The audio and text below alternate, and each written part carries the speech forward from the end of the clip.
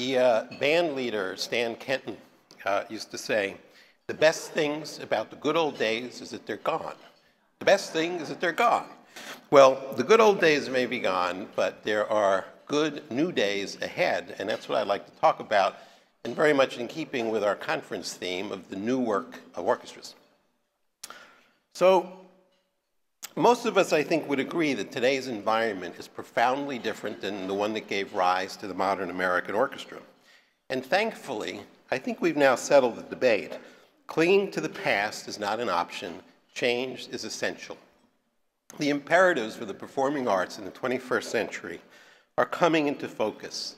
The battles between protect and preserve versus embracing the future are giving way to a much more holistic view, one that fuses excellence with engagement, and one that understands repertoire as a continuum of new and old, a shifting point on a spectrum of many genres, and that defines purpose as both fostering creativity as well as creating community value.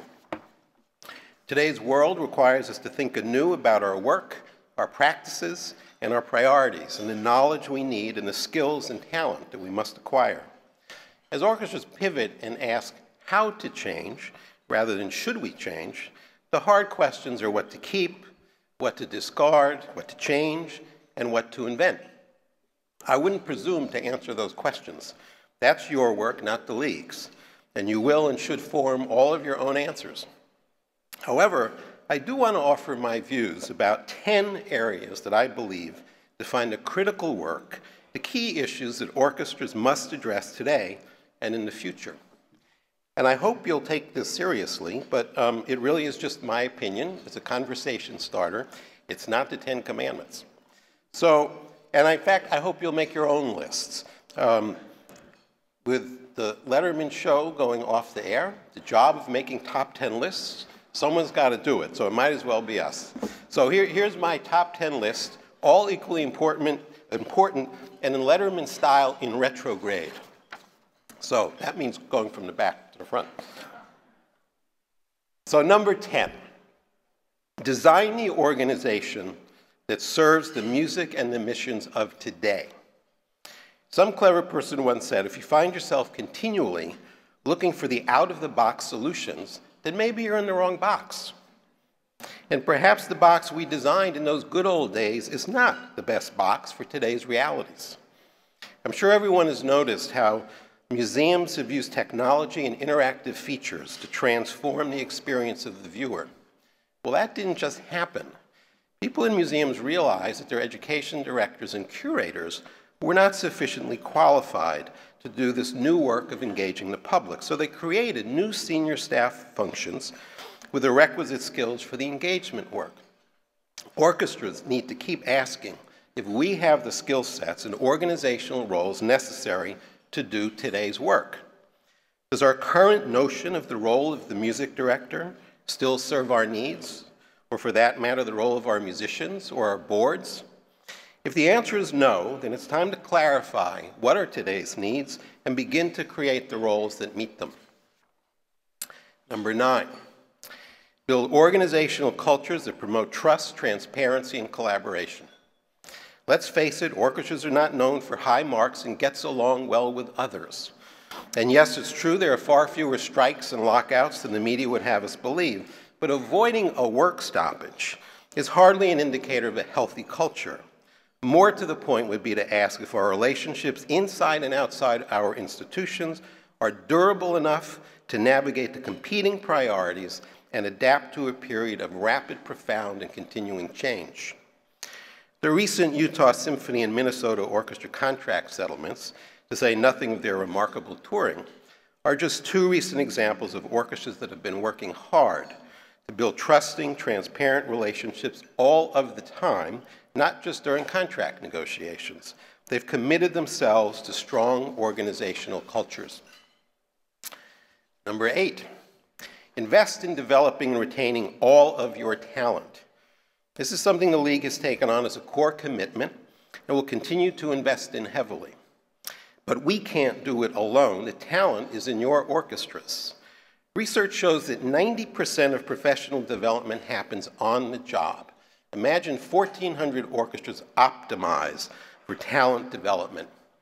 We all know the Jim Collins mantra, get the right people on the bus and get them in the right seats, but helping those people to grow and flourish and stay with you is just as important.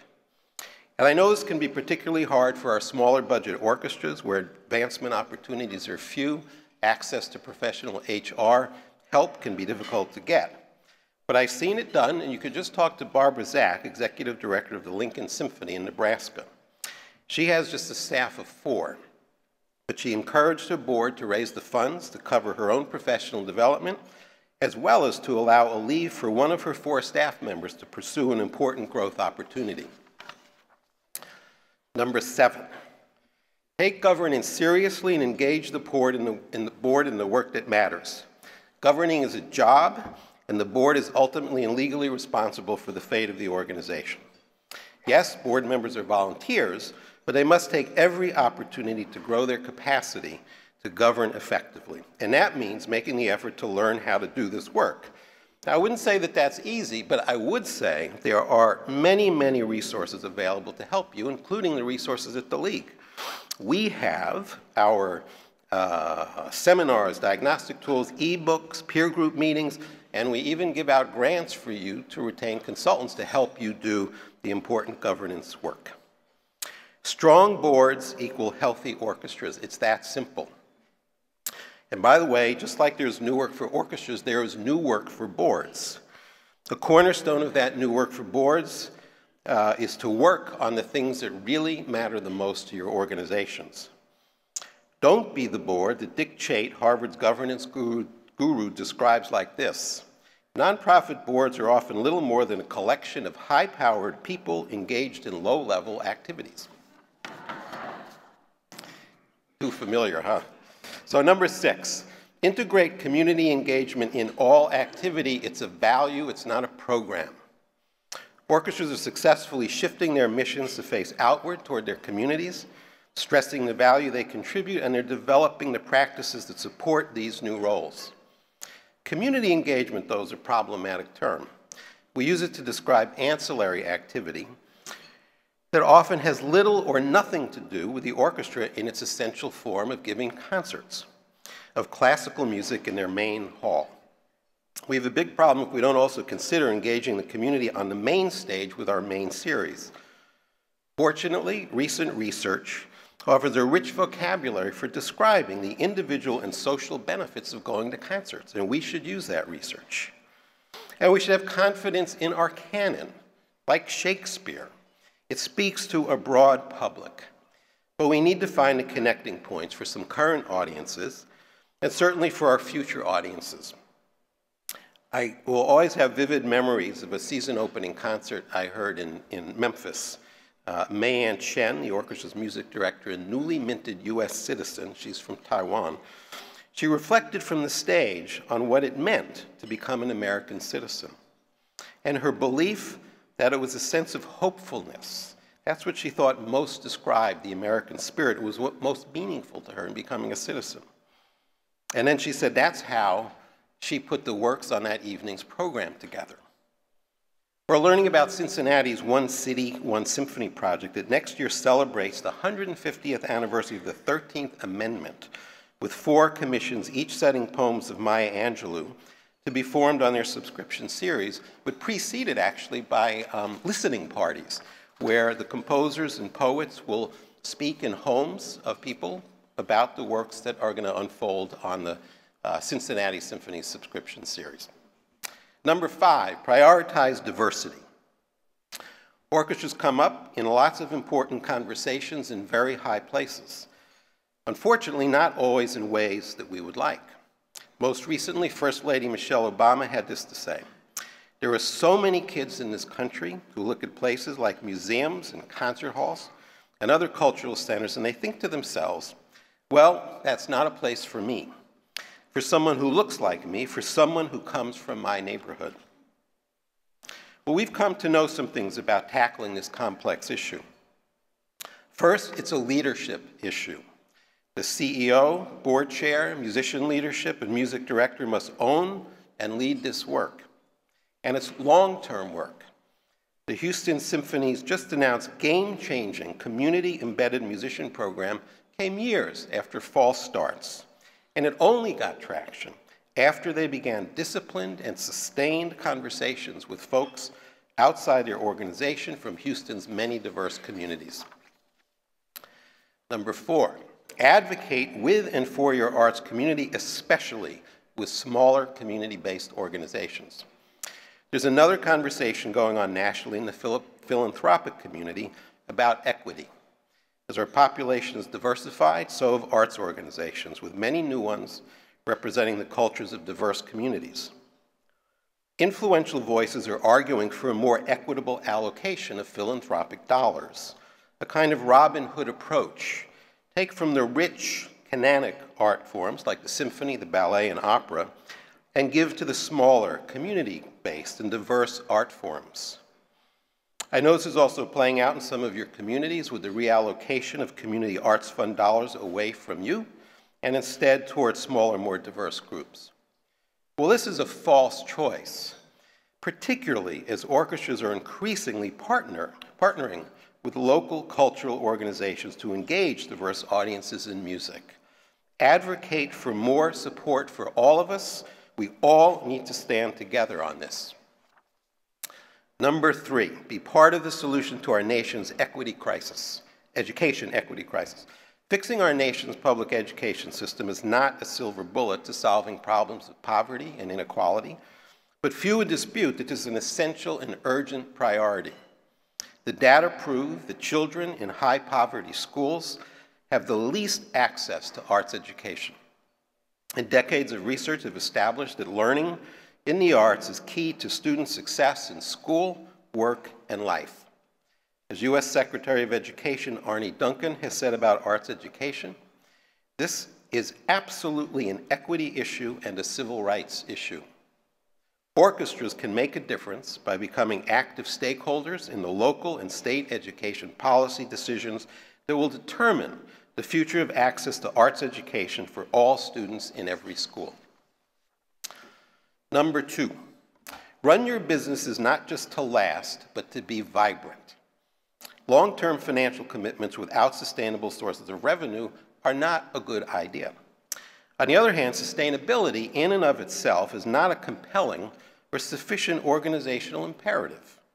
More important would be the robust, vibrant, and sustained delivery of mission. And for this, we need not only balanced budgets, but we need ample working capital reserves, risk capital, and for many of you, but not all, endowments. And the work of achieving a capital structure that is right for your organization and where it wants to go must be addressed with transparency and all the stakeholders around the table. Number 1, experiment, evaluate, and collaborate. Many of you are already deep into testing all kinds of new approaches to our work, especially the overarching need to develop audiences. Keep at it and be sure you're clear on your goals and are evaluating your outcomes. It's the only way each orchestra can learn and that we as a field can collectively learn. And collaborate wherever you can. While solutions are local, many of you are confronting the same challenges. The recent spate of research on patrons, subscribers, concert formats, churn, along with large-scale commissioning consortia, are all accelerating progress in our field. So that's it. That's my top 10 list. I know what some of you are thinking. The P word, prescriptive. Rosen's finally crossed the line. He's telling us what to do. And I guess, in the life of a league CEO, after a certain number of years, you've been around, you think you know everything, and so you tell people what to do. But I hope you can tell that this list is not really a prescription. It's much more a setting forth of work that's really well underway. But it merits underscoring.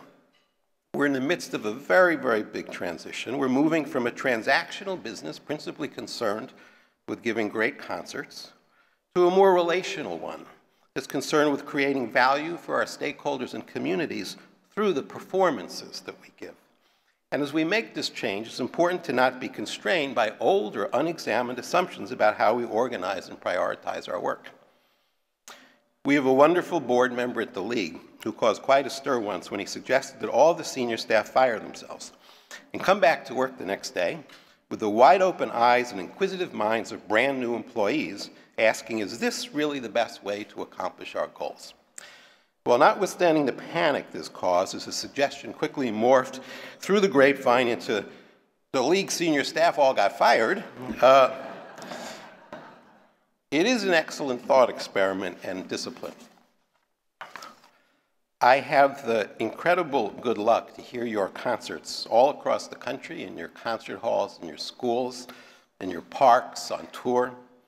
And I have to say, it is just an incredible joy every time. And I'm always amazed at the power of orchestral music to move people, the remarkable talent of the musicians on stage, and their unending generosity toward young people.